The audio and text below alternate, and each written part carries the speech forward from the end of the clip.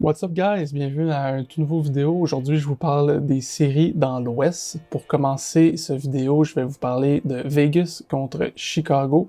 Vegas a fini premier dans le tournoi Round Robin alors que Chicago a battu les Oilers en 4 matchs. Du côté de Vegas, il y a quelques questions concernant les gardiens de but.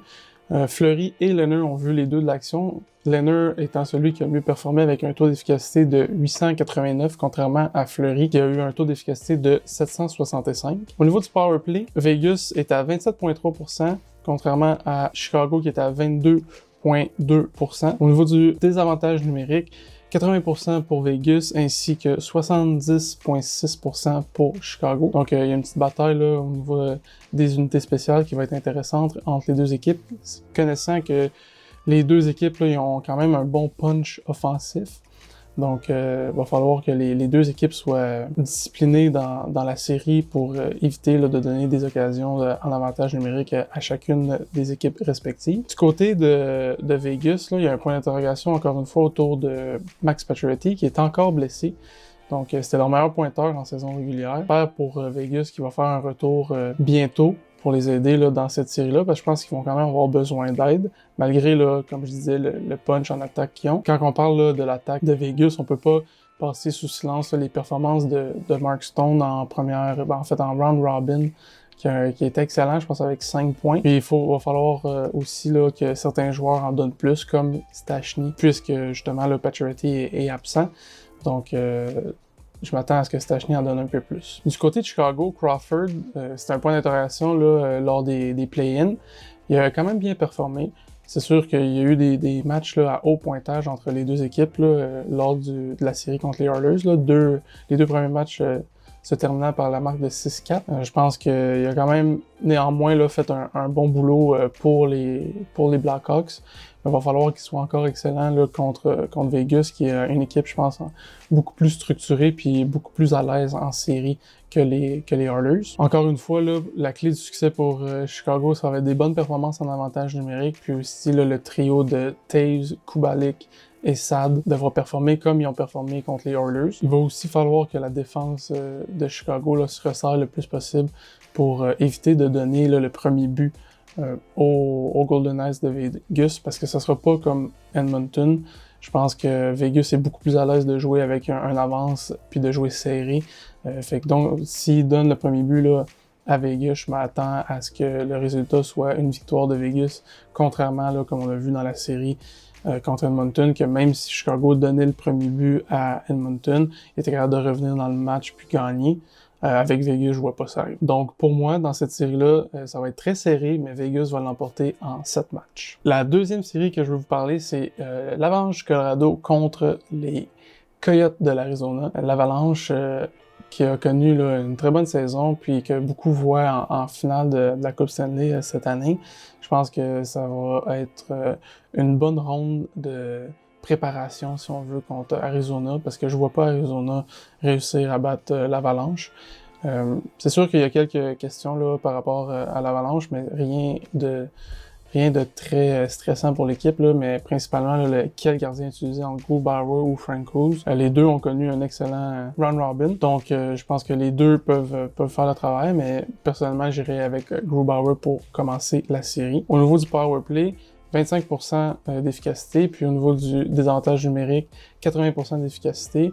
Moi, personnellement, je donne l'avantage là, tant à l'attaque qu'à la défense à l'Avalanche Colorado.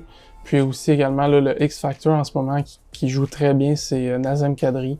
Je pense que si Nazem Kadri réussit à rester focus dans le match, puis qu'il ne pogne pas de pénalités niaiseuses ou des pénalités plus d'indiscipline ou d'émotion, puis qu'il continue à produire comme il a produit pendant le round robin, je m'attends à de bonnes performances de l'Avalanche. Du côté d'Arizona, ben ils n'ont pas vraiment de pression, ils arrivent un peu underdog, donc ça peut jouer là en leur faveur.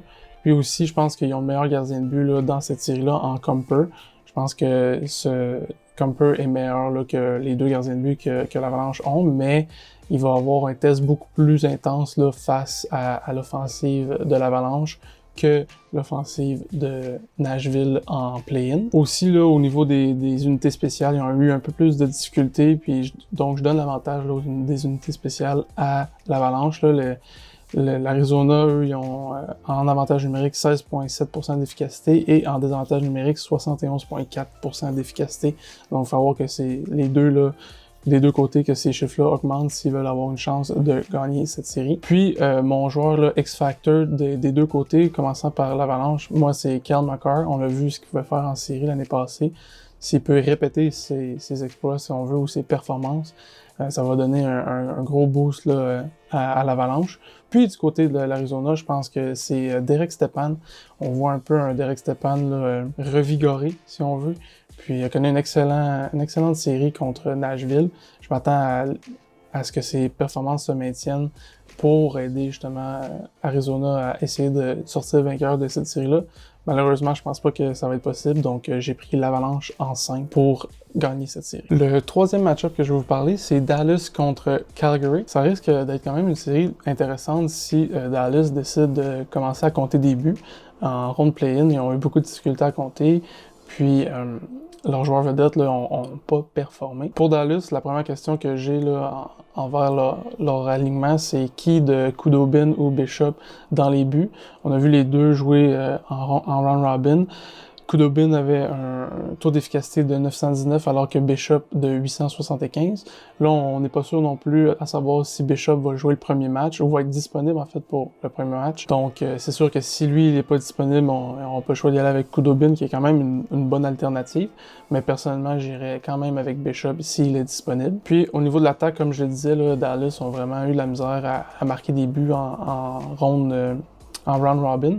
Donc, aucun point pour Seguin, Radulov et Ben, qui sont considérés comme leurs trois meilleurs avants. Je m'attends là, à ce que ces joueurs-là performent beaucoup mieux puis qu'ils amènent beaucoup plus de production offensive pour leur équipe s'ils veulent battre les Flames de Calgary. Ça s'est reflété aussi dans les chiffres là, au niveau du power play qui est seulement à 11% d'efficacité. Il va falloir ça aussi que ça augmente si Dallas veut se donner une chance de gagner contre Calgary. Au niveau du désavantage numérique, c'est pas mauvais avec 83,3%, mais quand même, je pense que la défense des Stars peut en donner plus, puis être meilleur en désavantage numérique. Aussi, là, on n'est pas sûr là, concernant Seguin, un peu comme Bishop, là, il y a un flou, si on veut, par rapport à son état de santé, puis s'il va être disponible pour le premier match entre les deux équipes. Donc ça aussi, ça reste un petit point d'interrogation. Si Seguin n'est pas de la partie, c'est sûr que ça fait mal là, au niveau offensif pour Dallas.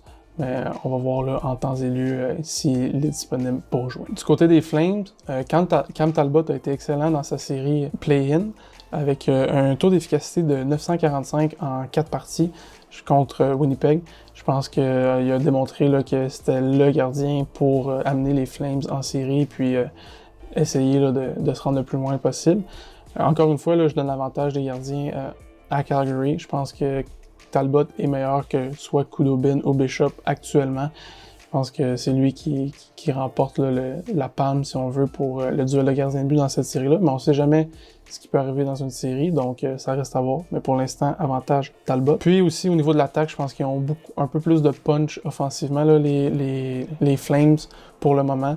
C'est sûr que si Radou, Seguin et Ben décident de se réveiller, si on veut, puis de produire comme ils peuvent produire, cet avantage-là pourrait peut-être shifter pendant la série, mais au début, là, avant le premier match, je pense que Calgary a l'avantage au niveau de l'attaque. Puis, comme je l'ai dit un peu tantôt, là, Dallas, eux, je pense, ont l'avantage au niveau défensif. Il va juste falloir qu'ils ressortent leur jeu en désavantage numérique, puis aussi peut-être de prendre moins de pénalités là, pour éviter le plus grand nombre de désavantages numériques possibles. Ça reste que, pour moi, mon choix, c'est Calgary en 6.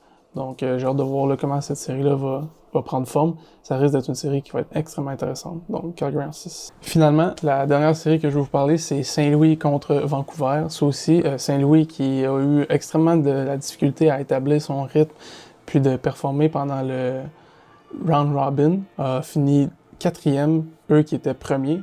C'est un peu un espèce de miroir là, de ce qui s'est passé dans l'Est avec les Bruins. Donc, les deux premiers de l'association à la pause ont terminé 4e dans leur round robin, donc affrontent le cinquième seed, si on veut, dans l'Est et dans l'Ouest. Donc, c'est pour ça que Saint-Louis prend Vancouver en première ronde. Je pense que c'est un match-up qui va être extrêmement tricky pour Saint-Louis. D'ailleurs, j'ai Vancouver qui remporte cette série-là en 6 matchs. Je pense que Saint-Louis ne réussira pas à se rendre en finale de la Coupe pour une deuxième année de suite, ne réussira même pas à franchir la première ronde des séries. Vancouver, là, en série contre Saint-Louis, est 12-6. C'est 3 victoires, aucune défaite en termes de séries gagnées pour Vancouver. Je pense pas que ça va changer encore une fois cette année. Je pense que les jeunes là, de Vancouver vont vraiment bien performer puis réussir à gagner cette série-là. Je donne l'avantage des gardiens de but tout de même à Saint-Louis, mais c'est extrêmement serré entre Binnington et Markstrom. Un Markstrom en forme peut vraiment faire des ravages puis rentrer dans la tête des joueurs de Saint-Louis. Donc, je m'attends à une série très serrée à ce niveau-là. Aussi, pour Saint-Louis, ce qui est encourageant, là, c'est le retour de Vladimir Tarasenko, qui était blessé. Je pense que si lui il réussit à produire là, offensivement de manière constante, on pourrait quand même voir le Saint-Louis gagner cette série. Rien n'est impossible, comme on l'a vu là, en play-in. Il y a plein d'upsets qui ont eu lieu, que ce soit Chicago ou Montréal. Je considérerais pas ça un upset si Saint-Louis gagne contre Vancouver, loin de là, mais pour l'instant, moi, je donne l'avantage à Vancouver. Au niveau de Vancouver, là, on a vu aussi là, dans leur série contre Minnesota que vraiment la majorité, en fait, tous les joueurs ont contribué là, au pointage. Contrairement à Saint-Louis, là, qui ont besoin de l'appui d'autres joueurs comme Tarasenko, mais là, il était blessé, mais aussi Jaden Schwartz. Je pense que c'est un joueur qui doit en donner un petit peu plus à son équipe pour assurer les performances de celle-ci. Puis, au niveau défensif, comme j'ai fait là un peu avec les autres séries, l'offensive, je donne l'avantage à Vancouver. Mais au niveau défensif, là, je donne clairement l'avantage à Saint-Louis. Puis aussi au niveau de l'expérience, là, eux qui sont les champions de la Coupe Stanley, que je m'attends quand même là, à ce que ce soit des vétérans là, qui soient capables de gérer les situations difficiles dans cette série-là. Mais je vais prendre les jeunes de Vancouver. Mon cœur, si on veut, est avec Vancouver pour cette série-là, donc Vancouver en 6. C'est ce qui complète le breakdown des séries dans l'Ouest. J'ai hâte de voir là, comment que ça va prendre forme, toutes ces séries-là, puis voir aussi quelles équipes vont tirer leur épingle du jeu, puis sortir peut-être, causer une surprise, si on veut, dans les séries.